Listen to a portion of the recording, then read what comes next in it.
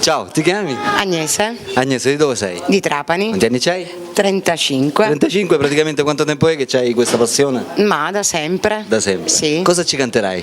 Ma una canzone di Mina. Di Mina? L'importante è finire. L'importante è finire, bella canzone. Bella canzone. Ok, ascoltiamocela allora. Grazie. Ciao. Bravissima Agnese, un bel applauso per Agnese. Grazie, bravissima. grazie. È stata magnifica, Grazie, brava sei. grazie. Hai fatto scuola di canto? No, Ah, ma perché canti benissimo. da principiante così. Complimenti. Per divertirmi, grazie. Va bene. Ebbene, ci siamo ascoltati, Agnese da Trapani. Grazie. Va bene. Allora, andiamo avanti, ascoltiamoci. Andiamo avanti, ascoltiamoci. Eccoci qua, un'altra bella ragazza che ci vuole cantare un'altra bella canzone. Ciao. Ciao. Ti chiami? Giusy, Di dove sei? Trapani. Quanti anni c'hai? Muscodà, 35.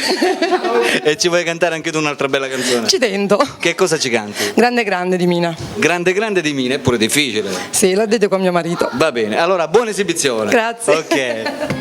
Brava Giusy, complimenti a Giusy, bravissima. Sei stata anche tu bravissima, complimenti. Grazie. Va bene, amici telespettatori, ma oltre a questa bella ragazza ora ci ascoltiamo un bel ragazzo, perché mi sembra giusto dopo due donne, un uomo, ascoltare un uomo è il minimo indispensabile. Ok? Un pochettino. Vabbè, salutiamo, Giusy vi saluta. Ciao a tutti. Ciao, allora vediamoci questo bel ragazzo che ci canterà questa bella canzone.